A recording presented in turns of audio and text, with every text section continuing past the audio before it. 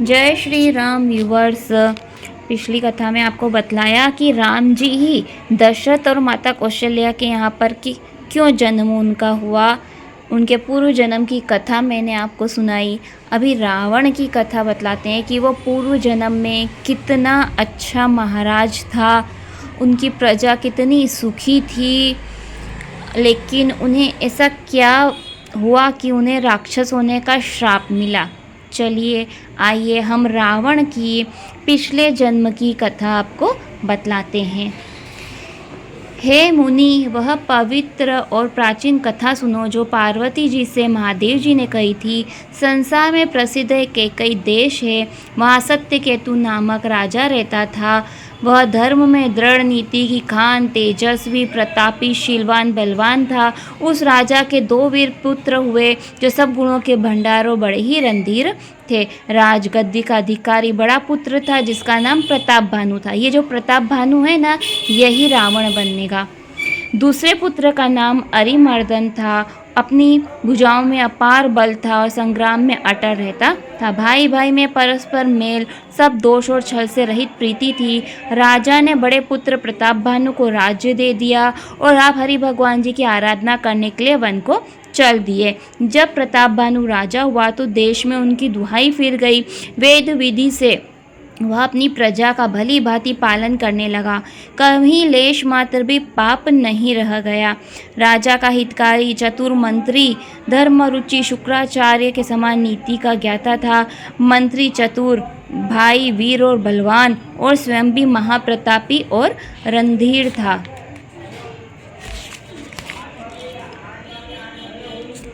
साथ में अपार चतुरंगिनी सेना थी जिसमें असंख्य योद्धा थे जो सब समर में जूझ मरने वाले थे। सेना देख कर के राजा बहुत ही प्रसन्न हुआ। घोर ध्वनि से जाऊ बाजे बजने लगे। दिग्विजय के निर्मित राजा अपनी सेना सजा करके शुभ दिन देखकर डंका बजा करके चला। जहाँ तहाँ बहुत सी लड़ाइयाँ हुई, सब राजाओं को अपने बलपूर्वक जीत लिया। प्रताप भानु ने सभी राजाओं को अपने अधीन कर लिया। सातों द्वीपों को अपने अधीन कर लिया। सब राजाओं को कर लेकर के छोड़ दिया। उस समय संपूर्ण पृथ्वी मंडल पर एकमात्र चक्रवर्ती राजा प्रताप भानु ही था। अपनी भुजाओं के बल से संसार को वश में करके राजा ने अपने नगर में प्रवेश किया। राजा धर्म, अर्थ, कामादि के सुख समानुसार भोगने लगा। राजा प्रताप भानु का बल पाकर पृथ्वी सुंदर कामधेनु हो गई। सब प्रजा सुखी थी, किसी को कोई दुख नहीं था। सब स्त्री पुरुष धर्मात्मा और सुंदर थे। धर्म रुचि मंत्री की हरि भक्ति के चरणों में थी। वह राजा की भलाई के लिए तो उनको नीति सिखाया करता था। गुरु, देवता, साधु, पितर, ब्राह्मण, इनकी सेवा राजा सदैव किया करता था। वेदों में जो राजधर्म कहे गए हैं सबको आदर सही सुख मानकर राजा करता था। प्रतिदिन अनेकों प्रकार के दान विधि पूर्वक करता था। श्रेष्ठ शास्त्र वेद पुराण सुनता था। देखिए प्रताप भानु राजा मतलब रावण पिछले जन्म में कितना अच्छा काम करता था। अनेकों बावलियाँ, कुएं, तालाब, फुलवाड़ियाँ, सुंदर बाग, ब्राह्मणों के लिए घर, सुंदर देव मंदिर, सारे तीर्थ बनवाए। पुराणों वेदों में कितने यज्ञ कहे गए हैं, राजा ने प्रशंसा पूर्वक हजार हजार बार किए। राजा के मन में सब यज्ञों के फलों की इच्छा नहीं थी। ज्ञानी राजा कर्म मन वाणी से जो कुछ भी धर्म करता सब भगवान वासुदेव को अर्पण कर देता। देखिए प्रताप भानु राजा कितना अच्छा राजा था। रावण पिछले जन्म में कितना अच्छा राजा था, पर ऐसा क्या हुआ कि उसे राक्षस की योनि मिली। चलिए आइए पढ़ते हैं। एक बार राजा सुंदर घोड़े पर चढ़कर के शिकार का सामान सजाकर विंध्याचल के घने वन में गया। वहाँ बहुत से सुंदर हिरणों को शिकार किया। वन में घूमते हुए राजा ने एक सुअर देखा। दांतों के कारण इसे दिखाई पड़ता था मानो चंद्रमा को पकड़कर राहु वन में छिपा हो। यहाँ पर प्रताप भानु राजा शिकार खेलने के लिए वन में जाते हैं। वहाँ उन्हें सुअर दिखाई देता है। बड़ा ही विचित्र सुअर था जिसका राजा प्रताप भानु शिकार करना चाहता था। वह उसे घने जंगल में लेके गया। बहुत अंदर तक शिकार सुअर उन्हें भटकाता हुआ राजा प्रताप भानु को लेके गया।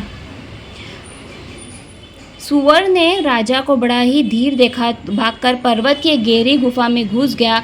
वहाँ अपनी पहुँच न देखकर राजा बहुत पछताते हुए लौट गए और घने वन में वह मार्ग भूल गया।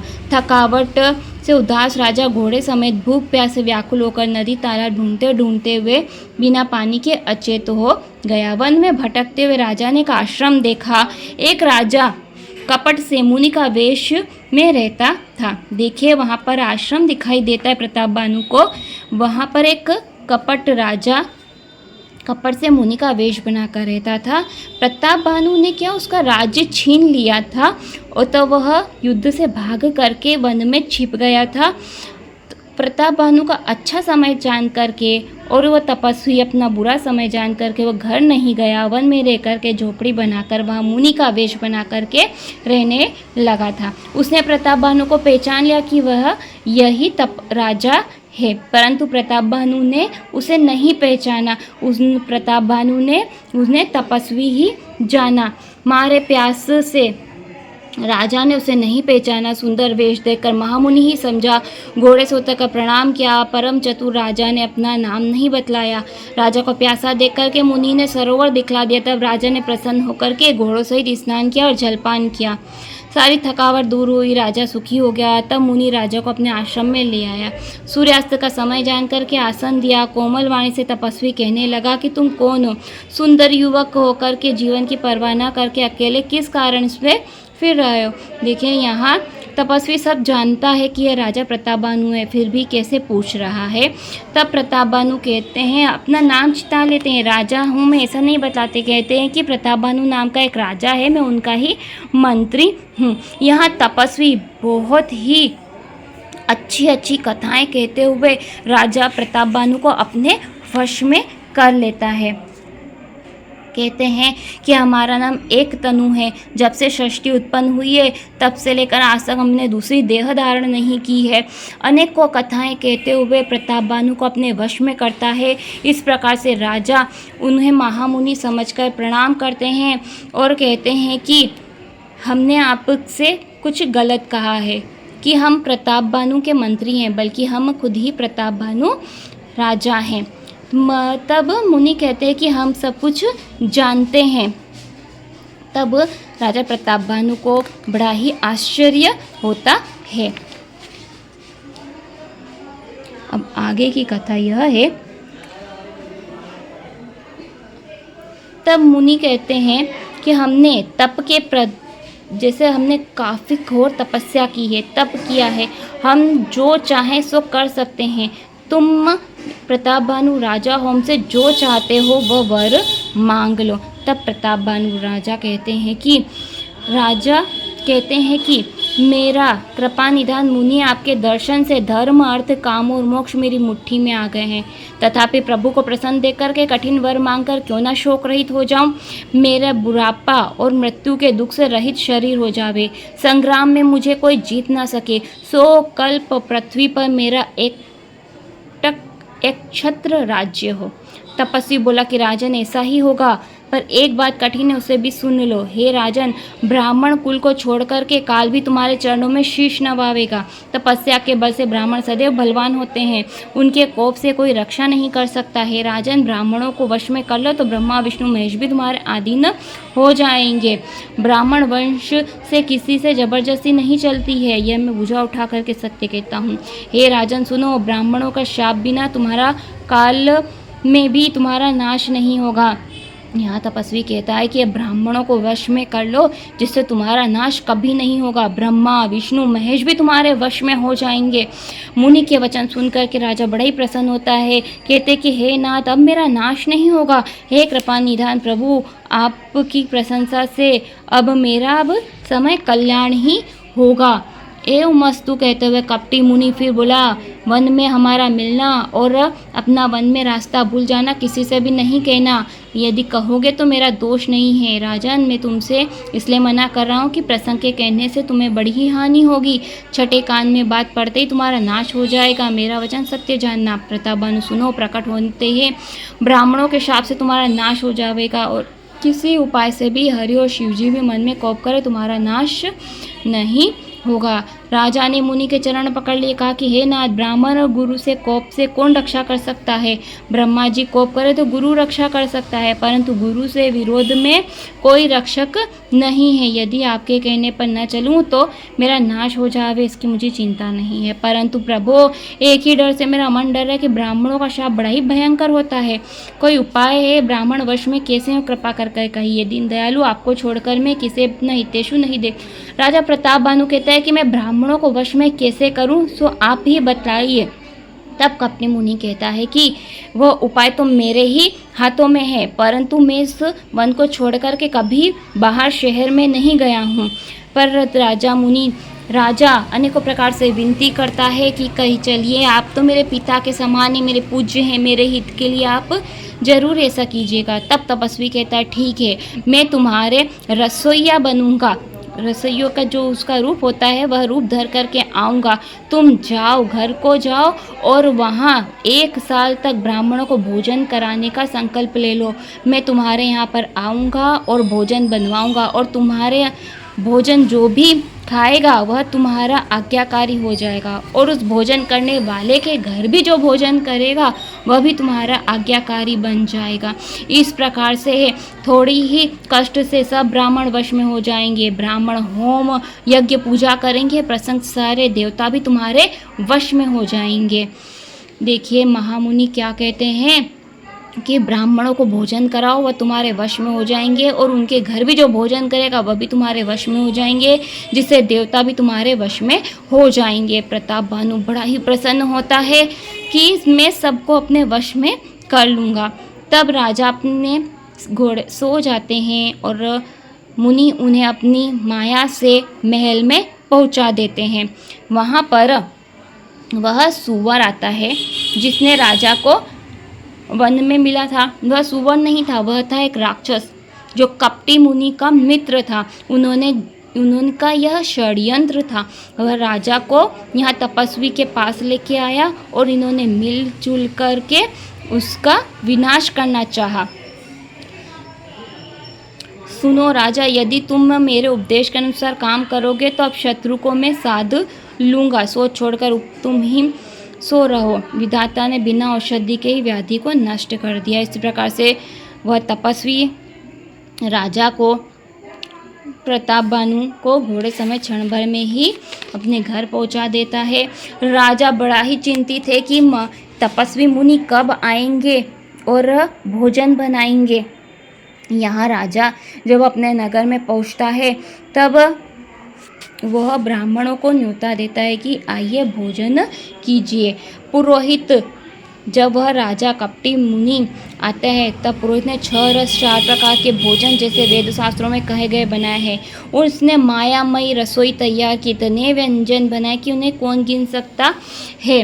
अनेकों प्रकार के पशुओं का मांस पकाया। उस दुष्ट ने ब्राह्मण का मांस उसमें मिला दिया। जब उसने रसोई बनाई तब उसने उसमें ब्राह्मणों का मांस मिला दिया। भोजन के लिए जब ब्राह्मणों को बुलाया, चरणों को धोकर आदर से ही राजा ने बिठाया। जो ही राजा परोसने लगे तब आकाशवाणी होती कि ब्राह्मणों, तुम सब उठ उठ करके घर को जाओ, या अन्न मत खाओ, इसमें खाने में बड़ी ही हानि है। रसोई में ब्राह्मण का मांस बना हुआ है। सुन करके मानकर विश्वास ब्राह्मण उठ खड़े हुए। राजा घबरा गया। उनकी बुद्धि मोह में ऐसे भ्रमित हो गई थी कि उनके मुख से एक भी बात नहीं निकलती है। ब्राह्मणों को कुछ विचार नहीं किया, कोप करके बोले कि अरे मूढ़ राजा, तुम अपने कुटुंब समेत जाकर के राक्षस हो जाओ। अरे नीच क्षत्रिय, तूने ब्राह्मणों को बुलाकर सपरिवार भ्रष्ट करना चाहा। ईश्वर ने हमारे धर्म की रक्षा की है, तो सपरिवार नष्ट होगा। 1 साल के भीतर तेरा नाश हो जाएगा। तेरे वंश में कोई जल देने वाला भी नहीं रहेगा।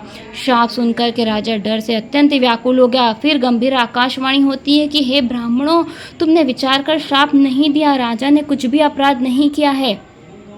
आकाशवाणी ब्राह्मण ने सुनी, सब चौकब्बे हो गए। राजा वहां गया जब भोजन बना हुआ था। वहाँ न भोजन था न रसोईया ब्राह्मण। राजा लौटकर आया, मन में बड़ा ही सोच हुआ। राजा ने सारा वृत्तांत ब्राह्मणों को सुनाया और डर से घबरा करके पृथ्वी पर गिर पड़ा। हे राजन, होनहार नहीं मिटती, यद्यपि तुम्हारा अपराध नहीं है। ब्राह्मणों का महाघोर श्राप किसी के लिए अन्यथा नहीं हो सकता। देखिए यहाँ ब्राह्मण कहते हैं कि तुम्हारा अपराध नहीं है, लेकिन ब्राह्मणों का जो श्राप दिया सो अभी वह टल नहीं सकता है। इस प्रकार से कहते हुए ब्राह्मण चले गए। अब सब समाचार नगर में सुना तो सब चिंता करने लगे, देव को दोष देने लगे कि जिसने हंस बनाते बनाते कौवा बना दिया, ऐसे धर्मात्मा राजा को राक्षस कर दिया।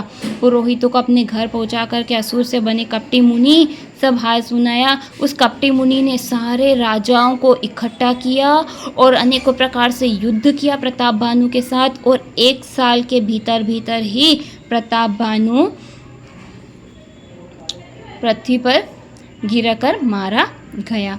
सत्यकेतु के वंश में कोई भी नहीं बचा। ब्राह्मणों का शाप कैसे असत्य हो सकता है। सब राजा शत्रु को जीत करके अब नगर में फिराकर सब अपने अपने नगर की ओर चल पड़े। याज्ञवल्क्य जी कहते हैं कि भरद्वाज जी सुनो, विधाता जब किसी के विपरीत होता है ना, तब उसको धूलि सुमेरु पर्वत के समान, पिता यम के समान और रस्सी सांप के समान हो जाती है। हे मुनि सुनो, वही राजा प्रताप भानु समय पाकर परिवार सहित रावण नामक राक्षस हुआ। उसके 10 सिर 20 भुजाएं हुई, बड़ा ही शूरवीर हुआ। इसी प्रकार से प्रताप भानु जो हुआ वो रावण बना। प्रताप भानु का जो भाई था वह कुंभकर्ण हुआ, और जो उनका मंत्री था उसका विभीषण नाम हुआ। इसी प्रकार से ब्राह्मणों के श्राप के कारण प्रताप भानु जैसे अच्छे राजा को भी राक्षस की योनि में जन्म लेना पड़ा। तो यह कथा थी रावण के पिछले जन्म के बारे में। क्या आप इस कथा के बारे में जानते हो तो मुझे कमेंट्स में ज़रूर बताइएगा। अगर आपको मेरी वीडियो पसंद आई है, मेरे चैनल को सब्सक्राइब कर लीजिए, मेरी वीडियो को लाइक कीजिए और आगे शेयर ज़रूर कीजिएगा। जय श्री राम।